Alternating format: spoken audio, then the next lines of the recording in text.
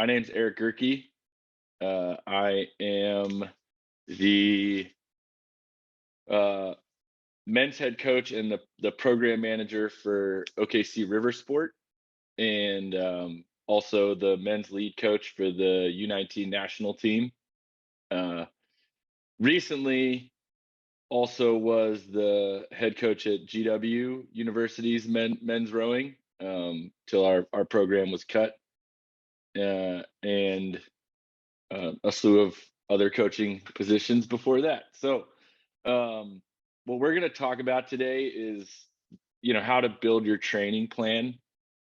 And, I think a lot of times we start from the wrong end. We kind of let the tail wag the dog with a training plan. And so I tried to make sure this presentation wasn't just about what you could find in the books or in the papers that people publish, but also kind of a more macro view of it and a more human perspective on it, and maybe hopefully a perspective from many different coaching positions I've been through, whether it was college men's coaching, collegiate women's coaching, masters, juniors, world championships. So hopefully kind of come at it with some anecdotes from many different perspectives. So let me get us sharing.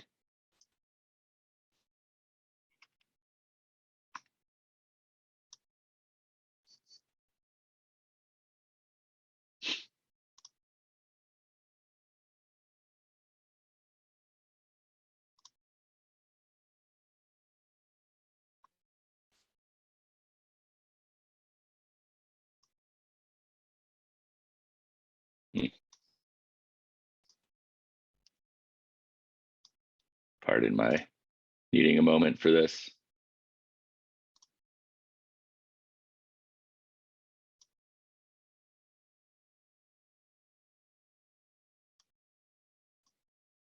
All right. Hopefully what you guys are seeing, and you could drop it in the chat. Obviously, drop questions in the chat or the Q&A, wherever you are comfortable. Hopefully right now you are seeing the first slide, the title slide, annual and seasonal training. Good. So thank you guys for coming. I know this is the last window of talks for the weekend, so that's always kind of the hardest one to stick around for. And I know there's football on. I'm sadly a Washington football team fan, so not a lot to look forward to this Sunday for us, but maybe you're a fan of a better team. So thank you for coming. To get us started, just I wanted to put in here some of the things that I've looked back to in writing, and then also mentors. If you have a chance to buy Periodization, also some other books, Reverse Periodization, Rowing Faster, and then look up Mike Purser's work. He's got a lot as well, kind of published throughout, but also on Facebook. And then, I've also, one thing I try to push people to do when they are trying to learn how to build training plans is seek out mentors. I've been fortunate enough to have some good ones, and I'm still learning. I mean, last summer coaching the junior men's 8 for Worlds, I learned a lot from the training plan that Casey was using, and I think I've learned a lot from also when I took the GW job. What did they historically do that I didn't want to stop doing so that they could have continuity? Just things like that. So also not just learning how to write a training plan from kind of a academia perspective, but learning to write a training plan also from people's personal experience and mentorship. So the pre-planning to a training plan, what goes into this first? It's really important to make sure that you have a macro perspective on what you're trying to prepare for.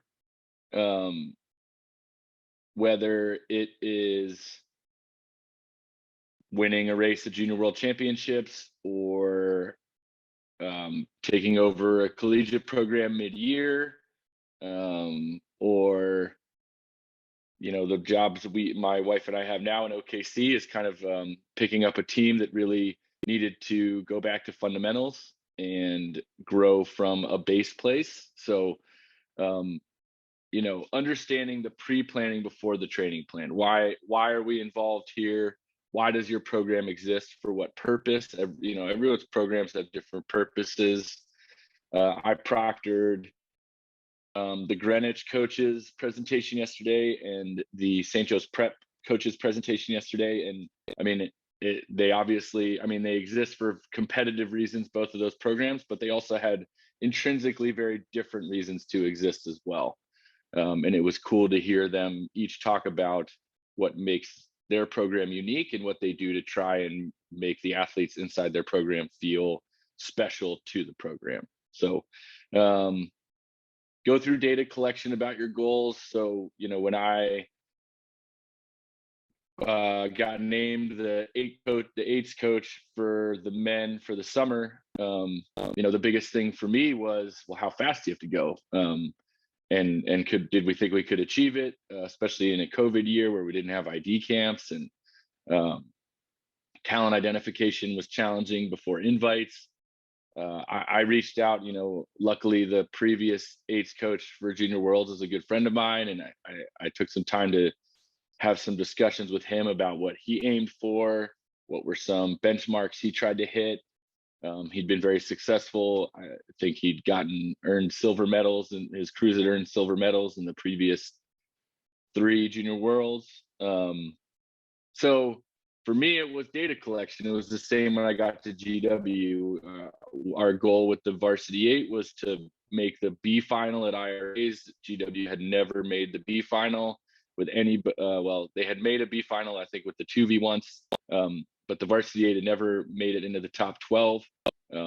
And luckily for me, both of those data collections were very similar.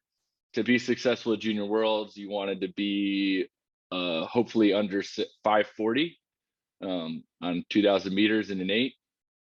And we felt pretty confident, my assistants and I, that as well with GW, if we could break 540, we could put ourselves in a good competitive position to try and make the B final at IRAs.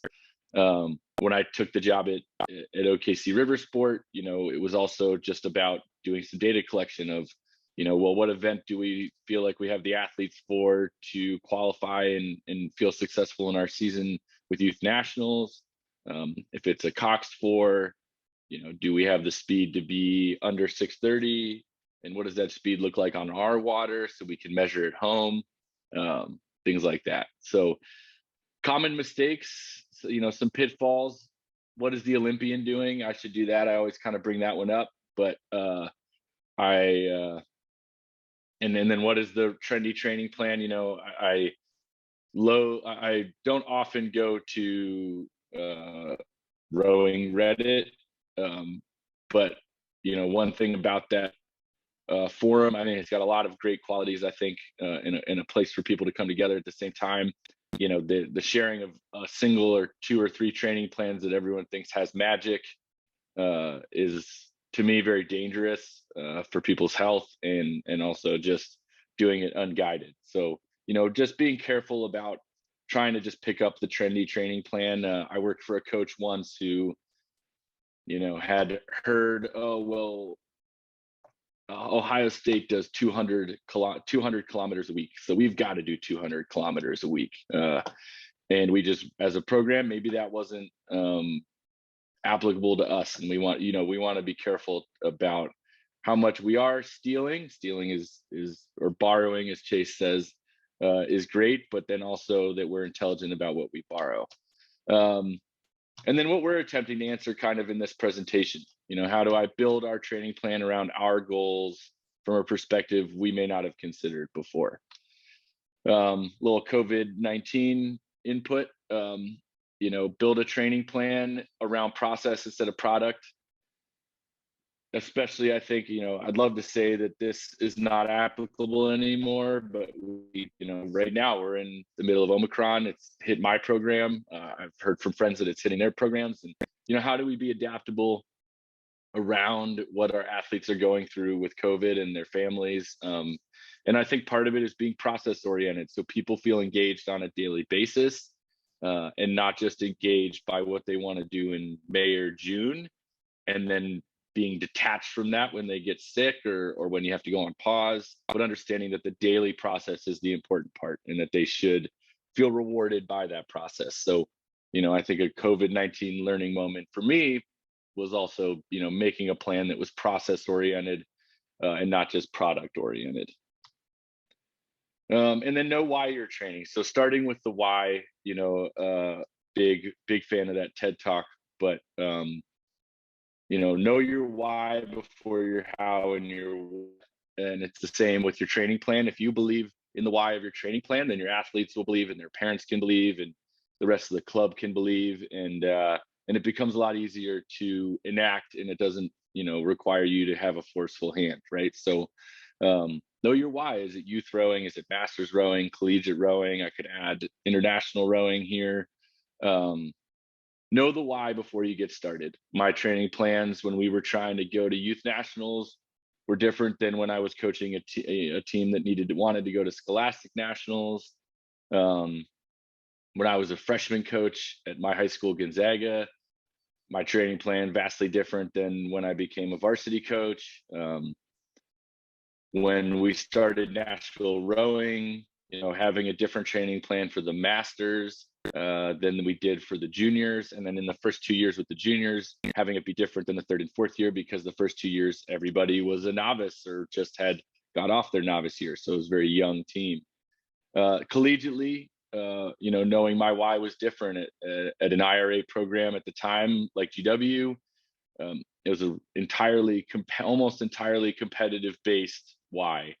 And the athletes fed off of that. The athletes that came to GW tended to have a chip on their shoulder, and they wanted to make these B finals, and they wanted to be ahead of certain crews, and that was something that dangled in front of them on a daily basis. And then know your how. How are you going to do it? Are you year-round training? Are you seasonally training? What season are you training for? Masters nationals in the summer, or a lot of masters tend to peak their training plan in the fall for the head races, versus trying to peak sometime in the spring when you had to train hard through the winter. Those are two very different perspectives. For a lot of the masters athletes that I've had, the winter wasn't a huge deal because they had almost 8 months before masters nationals, and then 10, 11 months before their head races. Whereas the juniors, winter was incredibly important because 3 months later, was youth nationals. So know what type of program you are and how you plan to implement that. So before you even put pen to paper, why does your program exist, and why are they coming to practice on a daily basis? And then your how, how long are we training? Are we training through specific seasons? What seasons have more value than others? And what is our ultimate goal? And then, so I just spoke about this a little bit, but the year-round training, you can have a lot more longer of a development process. So general prep, specific prep, pre-competitive, competitive, transition, and recovery. Those are pretty common from the tutor bump up periodization calendar. And then seasonal training happens pretty quickly, right? Rebuild, adaptation, competitive, maintenance. Maintenance being a massive amount of the year. And all of these things having to happen pretty quickly in seasonal training. Rebuild being 3 or 4 weeks, adaptation being 2 or 3 weeks, competitive being 2 or 3 weeks. So really having to fit a lot in.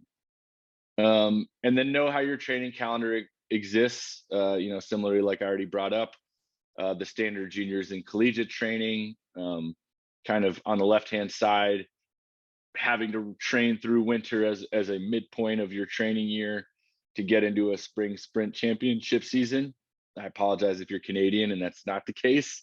And then the opposite being on the Masters schedule. We found a lot of success with some of our Masters boats pretty early on in Nashville, just in our own goals, right? Going to Dogwood or Southeast Regionals or one or two boats going to Masters Nationals, by adjusting the plan and really making sure that we had something in place that created a strong development structure from spring through summer into fall head racing season. And that was different than the juniors. The juniors tended to have a lighter load in the summer, unless they were going off to like selection camp or one of those other racing camps. But the Masters needed to have a good load through the summer and a lot of coaching and a lot of preparation and a lot of equipment aligning, which worked out great for us because it kind of meant the juniors were done with the nicer boats by the second week of June, and then we could start to utilize that equipment for preparations for Masters Nationals and any other regattas they wanted to go to. Plans are useless, but planning is essential. Good quote, but one I always kind of giggle about because a training plan is a plan, and it can often get thrown aside and changed and adapted.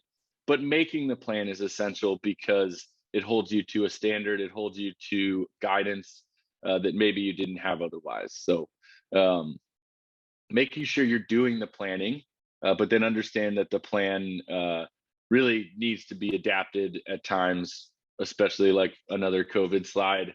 Build a training plan that's flexible, the ability to pivot quickly into a different phase.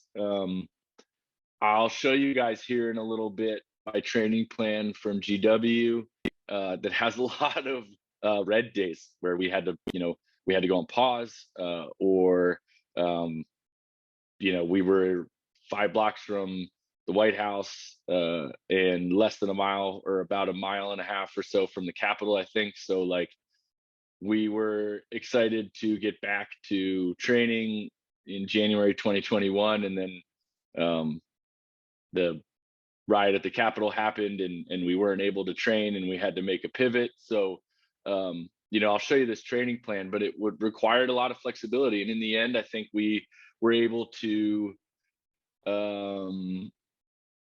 hit a lot of our goals by the time we got to IRAs. And I think for the first 2 COVID slides here, I think it was really important, that we stayed process oriented, that the guys on the team, no matter what they were facing as a program from the school, in the city we lived in, or with COVID, that we kept it process oriented so they were engaged, and that we stayed flexible, that when we had to row singles all fall, that we found a way to do it, and we kept it fun and we kept it engaging, and we made sure they understood how rowing the singles in the fall was going to connect all the way to IRAs and make them faster by that point. So building a plan that is flexible, which definitely in my early coaching years, I would say I was a lot more rigid than I am now, which is funny because I'm sure there were mentors telling me to be less rigid, and I was young and didn't want to listen. So, so here we go, starting to create the plan. Step 1, organize your macro cycles around your year. This was my plan from the first year at GW. And I it's funny, it's filled into gray all the way through mid-February. And we ended up doing this plan. And that was, I think, kind of when this, I took this screenshot, but we rode this plan all the way till March 13th. And that was March 13th, 2020. And that was when our school closed down with the beginning of COVID. So everything after that March 15th week, we didn't get to do. But we sent them home with a at-home suggested plan, and really tried to make sure that they understood the importance of what they came back like the next year, right? We didn't know what it was going to look like come August, September, but that they might be prepared if that was the case and we were able to get back and train. So, and this is a format I use every year, no matter who I'm coaching, juniors, collegiately. I used it with Masters. I didn't use it in the summer with the junior team just because our training cycle was so short. And we kind of had some historical information on how to train those boats from previous coaches. So, and then also periodization of teaching while training. I hope that this slide and the next slide are like the two most important for you as your takeaways, but having a syllabus. I was a high school teacher for a while alongside coaching, and I love being in the classroom. I think I'm more natural in an outdoor classroom, but I'm a firm believer in growth mindset and really making sure that the way I approached our training plan was educational. Whether I'm working with a 15-year-old or a 23-year-old, that they understand I'm trying to make them better at it. I'm trying to educate them, and they can feel more engaged in their own process. So if you can take an opportunity in your training plan to have a syllabus of learning, to hold yourself to how you are teaching and what you are saying, whether it's like, for me, week 1 every year is always getting into a strong catch position. A stable catch position is what I like to call it. Doesn't mean that I don't watch their finishes and I think, oh my God, their finishes are horrible right now. But it's not what we're focused on. We're going to create the groundwork of our year from the stable catch position, putting them in a safe position at the front end, and how to get there and do it well before we work on any of the other things. And that's a hard way to coach for sure. Athletes struggle with it at first if it's not what they've known forever, because they want the negative feedback as well. They want the feedback on the water about everything they feel, not just about what your focus is for that week. But if you can teach towards mastery and not away from fault, then it's incredibly helpful for them to feel growth.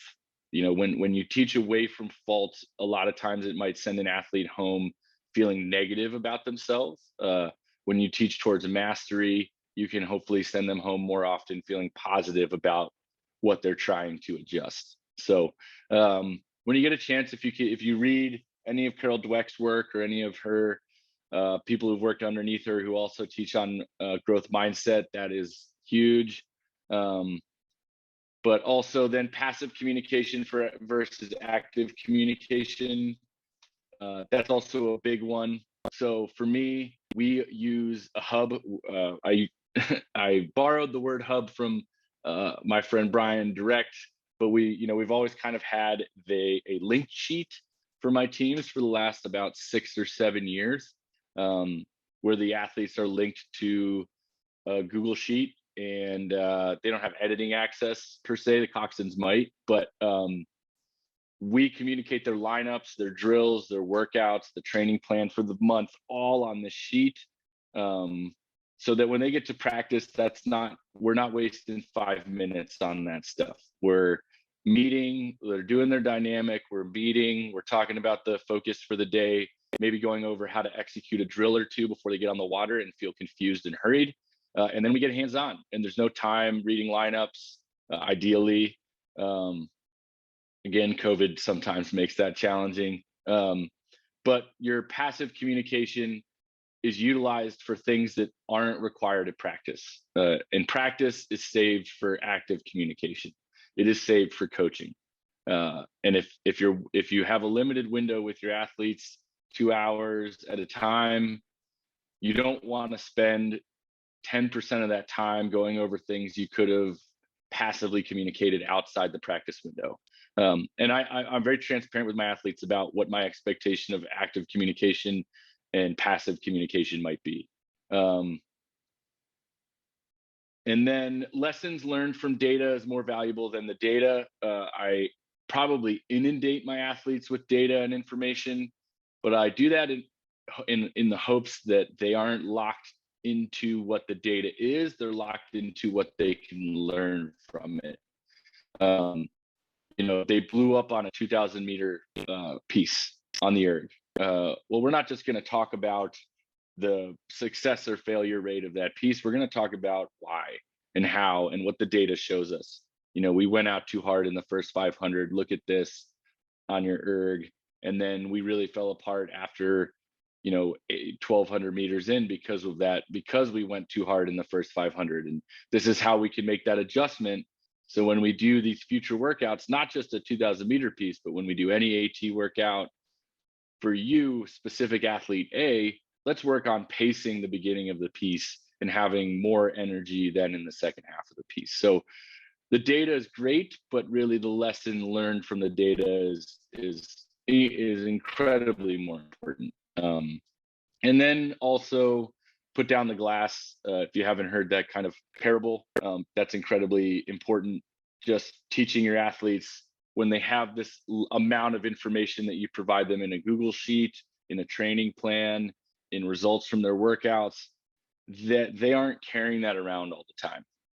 That they are focused on the here and now, the thing they are doing today, right? We go back to being process oriented and not product oriented.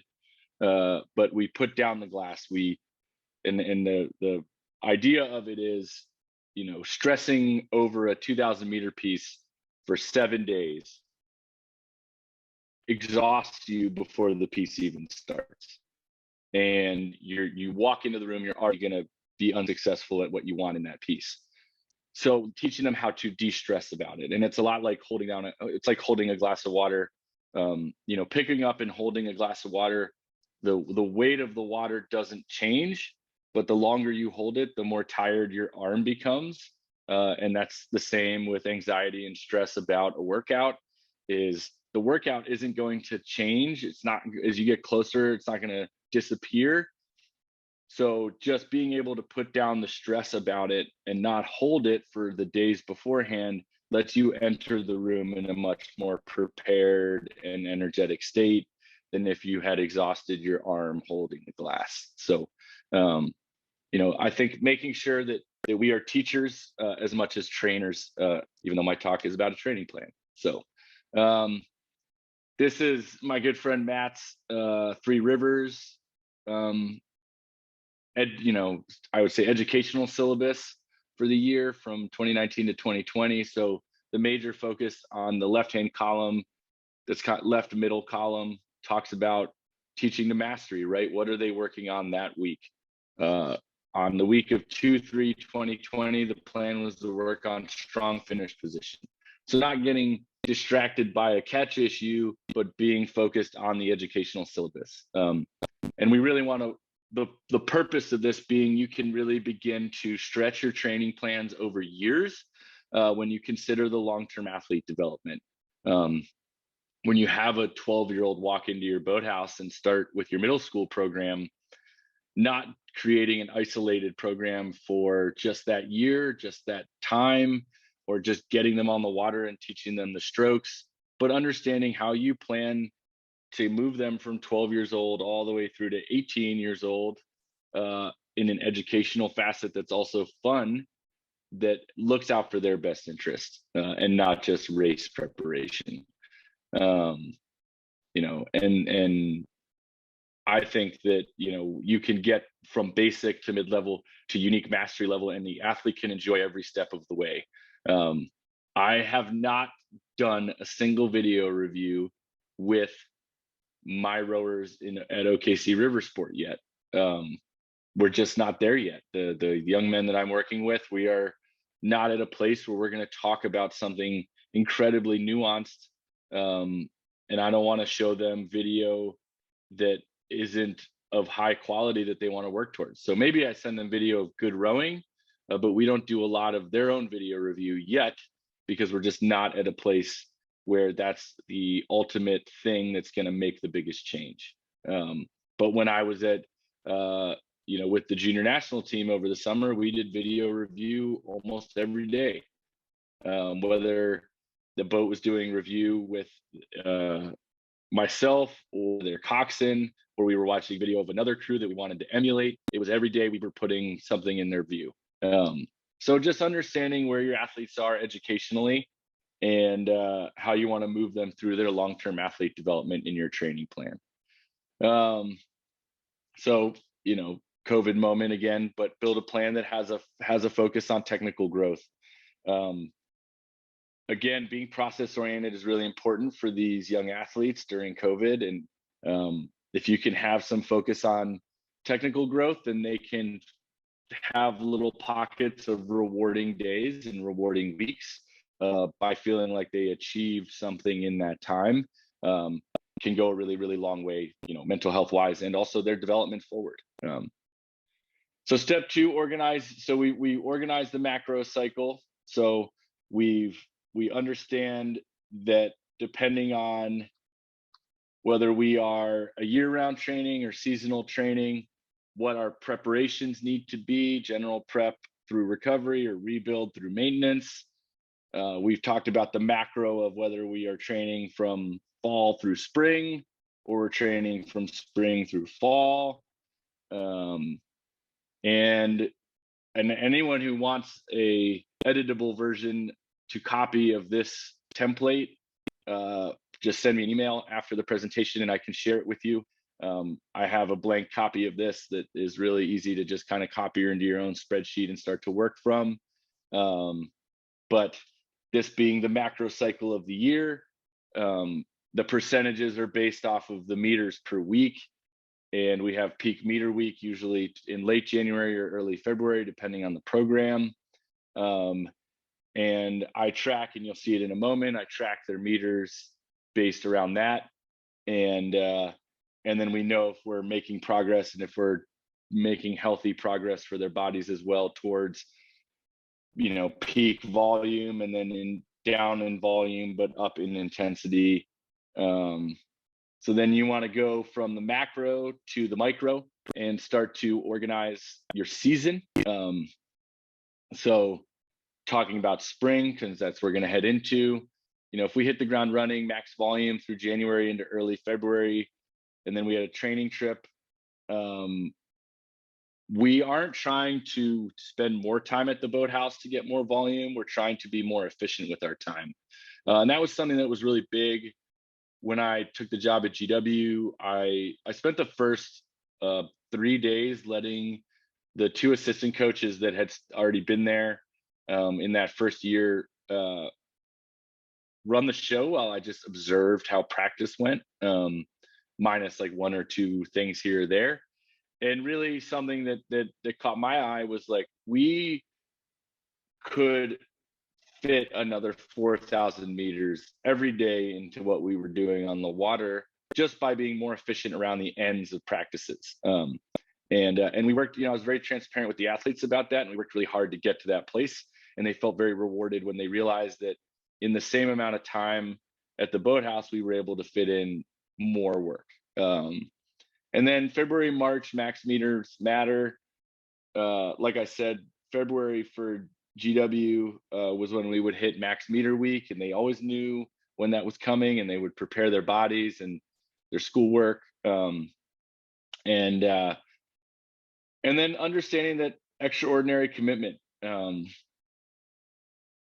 When a coach is building a training plan, you're expressing to the athletes that you have an intense amount of care for how they do and how they grow. And you want that expression to be out there, right? I mean, hopefully we're all humble and we don't want to like shout it from the rooftops, but we want the athletes to see that there's been a good amount of work put into how they operate, why they operate, and what they do. And you expect that kind of extraordinary or excellent commitment back. So understanding that when you commit a training plan to athletes, that they commit back, and they're not 2-hour athletes, they're 24-hour athletes. For me, at least, in that expectation. Doesn't mean it needs to be the number one thing in their life, but it needs to be something that is a high priority. So also understanding that in your training plan, or lack thereof. If you're arriving and you throw a workout out at them out of the blue, that might be how they treat that workout. And you want to be able to make sure that the commitment across the whole relationship between coach and athlete is the same. So February, as we head into February, March, April, and then May, these were kind of my percentages that I tried to make sure I was sticking around. And again, this can be different if it's juniors, masters, like I said, collegiate rowing program. I feel confident that a high level juniors rowing is not too different than the expectation of collegiate rowing.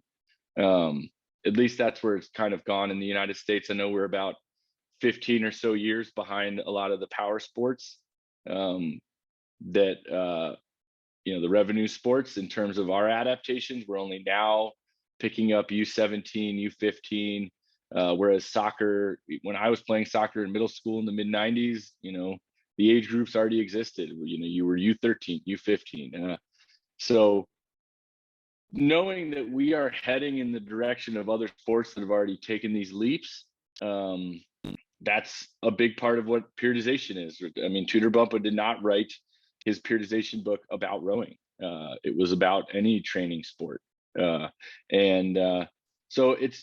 I say that because it's pretty applicable to, if you have other workouts from swimming, from running, from another coach, you can adapt them to rowing. One of my favorite workouts I adapted to rowing was a 90-minute 2,000 meter steady state AMRAP with heart rate rest. It sounds complicated, but it's very easy to achieve, and it can keep the quality of rowing very high while also sneakily getting the athletes to achieve a lot of work. A well-fit athlete can fit 9 2,000 meter steady states in 90 minutes, and they, without realizing it, just got 18K done on the erg. And they were able to keep the quality really high because it was only 2,000 meters at a time. And we were able to keep them honest about working in a steady state zone because their rest was based on heart rate, and they weren't allowed to start the next piece until their heart rate fell below 100. So if they went too hard and it took 5 minutes for their heart rate to drop, then as a coach, you say, hey, we need to back off a little bit on this next piece. Let's bring the split up by 2 and see if we can get our rest back down under 3 minutes. So, just want to make sure we all understand that a training plan is also adaptable from other sports, other things you might follow. I had never really used AMRAPs before. And I know those are big in CrossFit, but making them applicable to erg workouts is fun. But these are the zones I try to stick to. February, 60% still training in the utilization zones, a lot of strength training, and then starting to introduce the threshold training and the fast twitch adaptation. March and April, bringing down the utilization zones a little bit, increasing the threshold training, decreasing the time spent on strength training, but you never eliminate strength training. It's incredibly important to be explosive by your championship. And then in May, in the peak month for us at the time, because that was when Eastern Sprints was, and then hopefully getting qualified for IRAs, really stepping up the threshold training and the fast twitch training and expanding the rest as we start to get closer to peak season. This was an example of the meters that I tracked for my team in Saratoga. When I was working in Saratoga with the juniors there and with Orion, these were the juniors numbers, but just keeping an eye on how much work you're doing and not overloading them. I think this one is a great example because there are weeks in here where I did too much, and then you see me try and compensate in a following week. There's a week in late September where we did 123 kilometers, and we really didn't need to, but it got away from us because we had a rowathon fundraiser and we had the tail of the fish kind of on the tail ends of the weekends. And then, just trying to make sure after that to be a little safer with the work we were doing. And then you can see as well around the head of the Charles. And then before head of the fish, we got snowed off the week before the head of the fish. So we only got 56K done that week. And I think that really kind of messed with their bodies. And then I wanted to make sure when we started to head indoors after head of the fish, that we worked ourselves back up before Christmas to get to 100K just as a goal to put in front of the girls, the young women, and then for me to also know, okay, as we start to approach, what are we averaging on the week? As we begin to approach late January, what needs to be our peak meter week? That the first half of your year is dictating the second half of your year. The work you get done in the fall dictates what their bodies are prepared to do in the spring. And understanding what you want to achieve backwards from your championship helps you decide what to do in the fall. A good example for me is, we got to Oklahoma City, and the race schedule here is intense. These kids race almost every weekend in the fall, and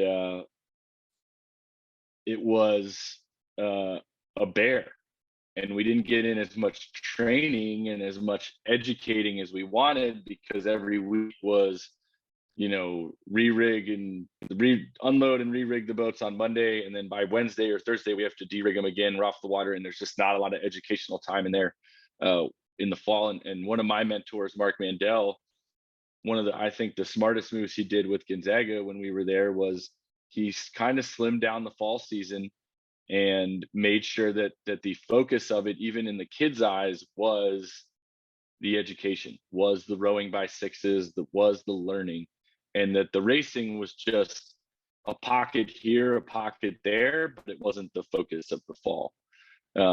So just keeping that in mind. A question: what 2K split would you suggest for the athlete for the 9x2K?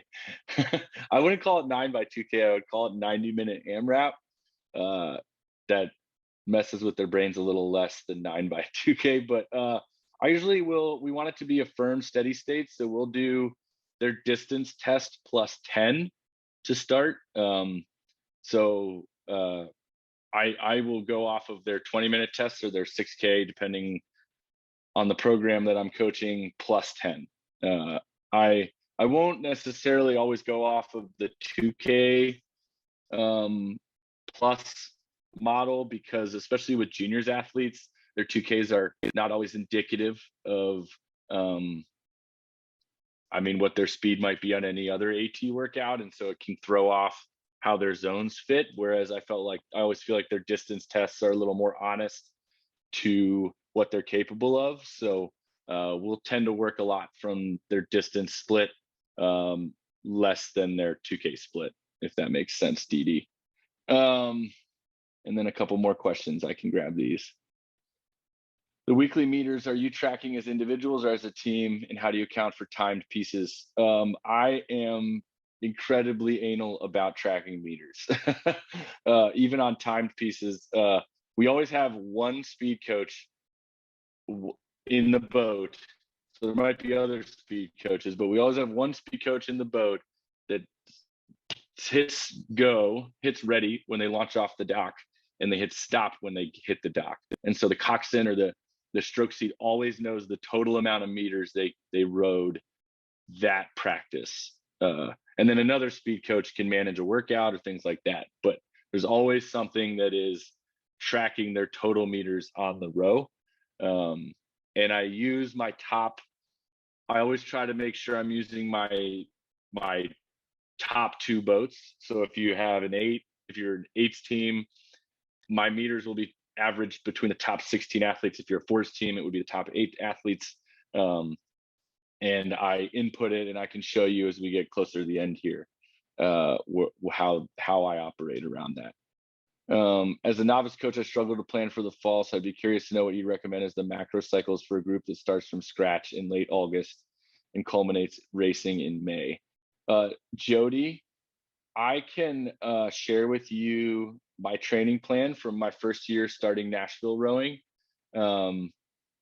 That everybody on my team was a novice, and I tried to build it around the needs of them learning how to row. So I'll put my email in at the end. I can also share it with you. But in short,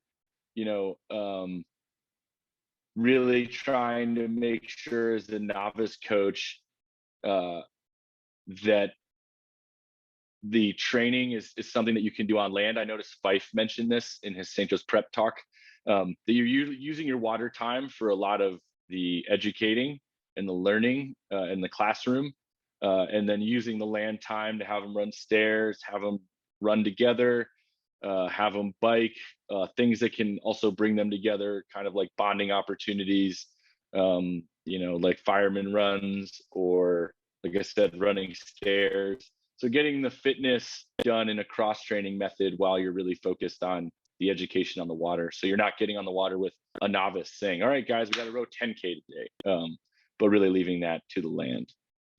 How do you manage meters if you have varying boats, singles, doubles, and quads all out at once? Like I said, I always try to track for my top athletes, because I don't want to put pressure on lower level athletes to get meters. I don't want my U17s to be fixated on their meters. But I want my U19s, I want the kids aiming at youth nationals at that level to understand the value of their fitness.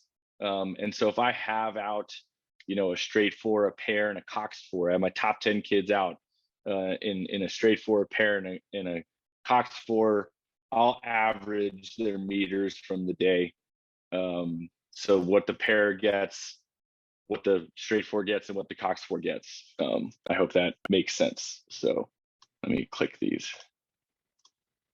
Cool. So I still track meters like this, even here at OKC. I tracked it over the summer with the 8 that I coached, and I tracked them at GW. GW, like I said, had a lot of ups and downs to it because of COVID. And then lastly, the step 3. Organize your daily training zones to create a physical memory. So here's an example from the juniors in Saratoga. And they got to see this. They saw this. So they knew well ahead of time that this is the late January, it looks like, where we were going to have practice, what zone we were in, drill steady state, L4 and lift, L3, L2, light steady state, L4 and yoga. They knew what our focus was for the week. So the previous week, the focus was squeeze your glutes at the finish. And then this next week was long elbows out of the finish. So also my syllabus of teaching is very cyclical. It always goes directly to the next step in the rowing stroke. And then when you get back to the start of the drive, it kind of resets at the start of the drive with something a little more nuanced than the last time. And so we might start the year with stable catch position, but by the end of spring, when we work our way to the front end again, it might be, loose thumb pad with your inside hand as you place the blade. So something significantly more nuanced than just stable front end position. Because hopefully you've gone through the stroke cycle dozens of times between August and June. Then they know the workout, and they know what the expectation before practice and after practice.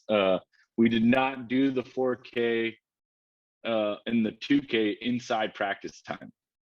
Their expectation was if they wanted to be in a boat that was going to have success down the race course at Scholastic Nationals or Youth Nationals at Saratoga, that they were arriving and able to get their warm up in and able to get their cool down in.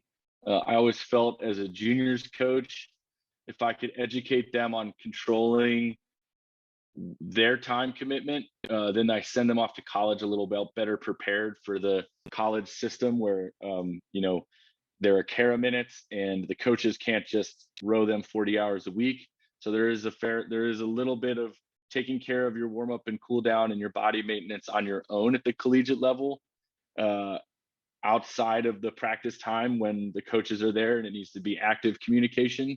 And so if I can help them learn that at the juniors level, then they are arriving on campus better prepared than otherwise. And then with juniors, junior athletes are rest filled at the beginning of the week. They've come off a Sunday where, junior boys tend to do nothing with their Sunday. And they will come back on Monday, very rest filled. So their brain is a little fresher. So I tend to use Monday as a teaching day, and less of a work expectation day. because I know their brains are a little more fresh than Friday when they've had 5 days of school and they can't see straight. So always trying to build your training plan around the existence of your athletes. And knowing that a juniors athlete has a different, fresh moment than a collegiate athlete's. Sadly, or maybe not sadly, collegiate athletes tend to come on Monday pretty tired because they enjoyed their weekend. And then where do you expect to put your educational work if Monday they can't really pick things up very quickly? And then with masters, you tend to have more limited time. They don't have as many practices together in a week, so you want to give them work when they are on their own, and then you really want to have educational focuses when you have them together, or have race pieces when they're together, so they can high five and have fun and enjoy being a masters athlete. And then this is the training for GW, so different formatting, because your format can always adapt to the team you're coaching. So this format is more like mine that I designed, but this was the format that GW men's rowing was used to. And I didn't want to change that and throw another wrinkle at them with a brand new coach. So I adapted how I communicated passively in the training plan to what they were used to seeing. And I liked this design as well. I don't know which coach previously had started it, but I enjoyed it. And I tended to keep parts of it after I left GW. Also communicating when and where, what zone we're in, what the workout is, how many minutes we're using, care minutes, and then what the second session of the day might be. And at the time, we were very focused on body maintenance and mindfulness. It was something the team really needed, and I felt it was incredibly helpful in COVID as well. So adapting periodization. So this is probably the most important part. I know we're coming up on the end, but it's not just about the training plan. It's also about how you communicate the training plan. So athletes very easily, especially I think this day and age, can feel overwhelmed by the amount of information they have around them and accessible to them. So really making an attempt to try to keep things simple, at a certain level, be repetitive so they can see growth.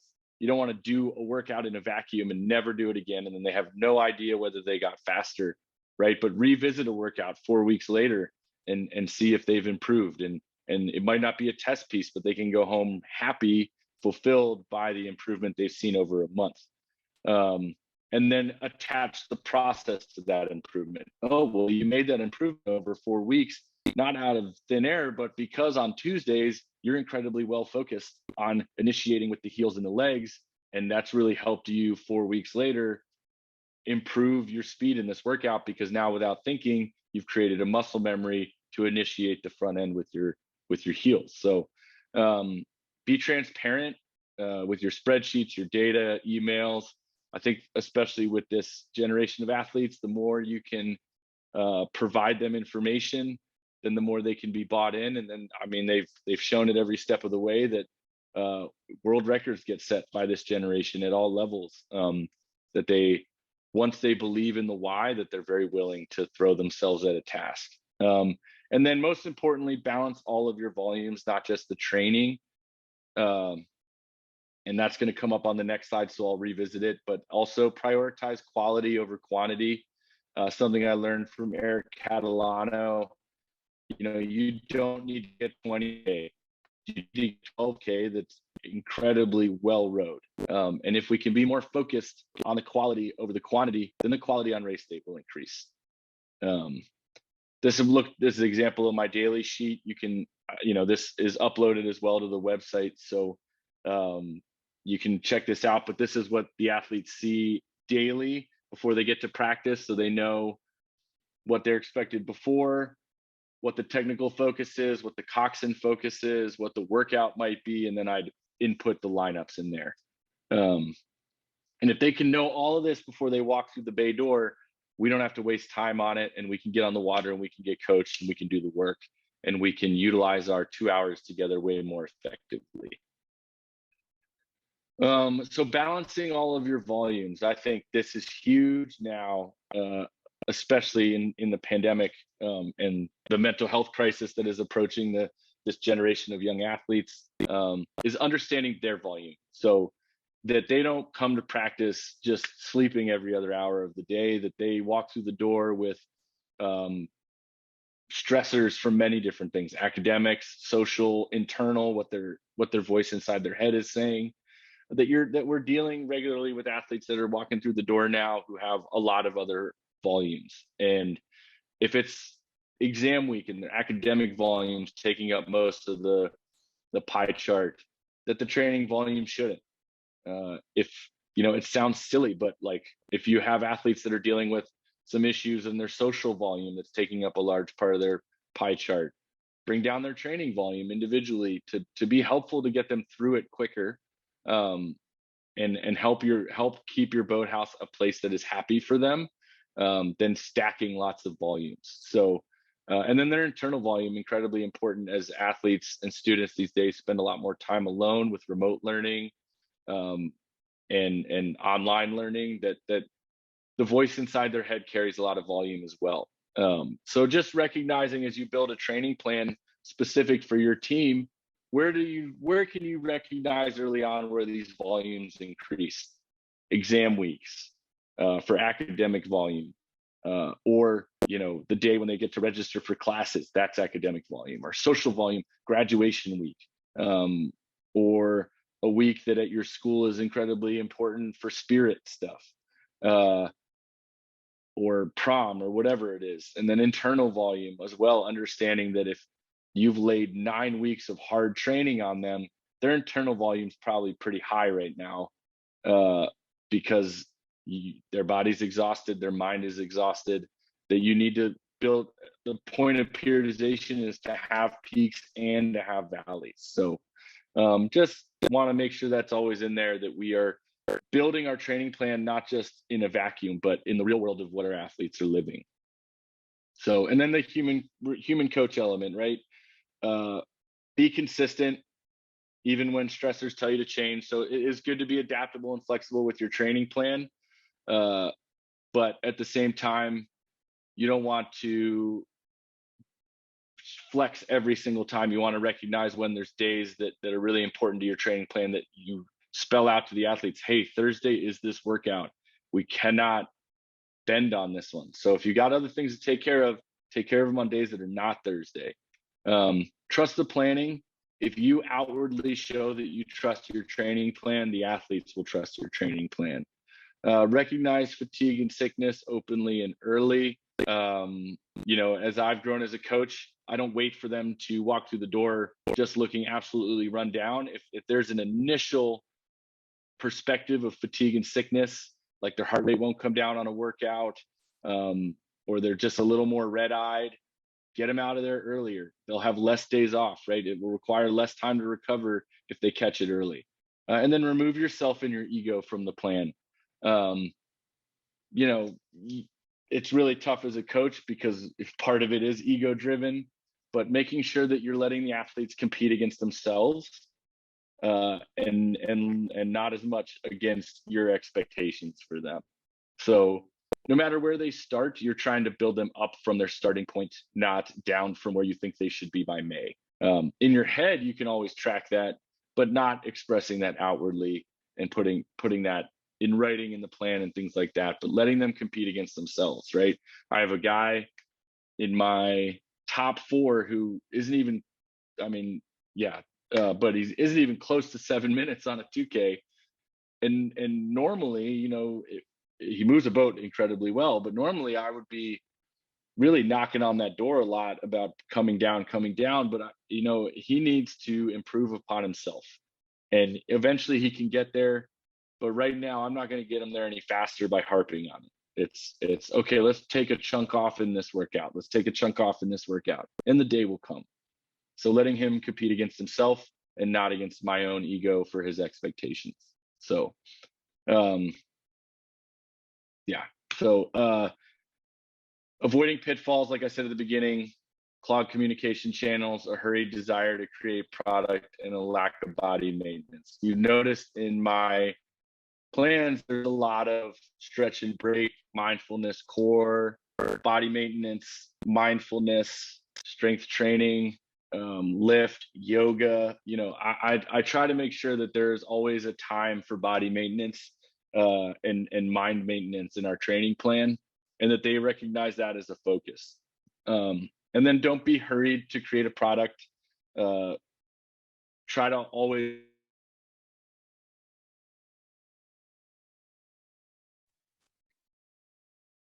Oh, I think it just quit out of my thing. Well, we've hit time too. So let me share that back.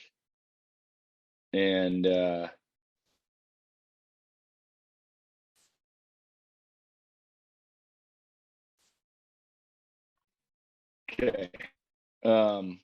Just we're on the end of this. So, and obviously if you have to pop out of here, you can pop out of here. But avoiding pitfalls, you can look at this as well in the presentation that's uploaded. And then hopefully your major takeaways: know your why, focus on the process, know how long your calendar needs to be, build your cycles macro to micro, backwards from your goal, and be flexible, especially in COVID. So, yep. There's a nice Winnie the Pooh quote, because I love Winnie the Pooh. But if you guys have any questions to kind of end this, and if we're over and you guys need to go, that's totally understandable. Let me put my email here, and I can share anything with you guys. I tend to be pretty transparent, and I'll send you the sample template if you need it. If you want to get a chance to look at some old training plans that I have still from when I was in Nashville or GW, I'm definitely free to share those. And I might not share with you what I did with the junior national team, but and I'm not ready to share this year's plan just because we're a work in progress. But anything previously, definitely willing to throw out there. So let me stop sharing. Great. So hopefully you guys all saw my email in the chat, and this Q&A. Oh, thank you. Thank you, Chris.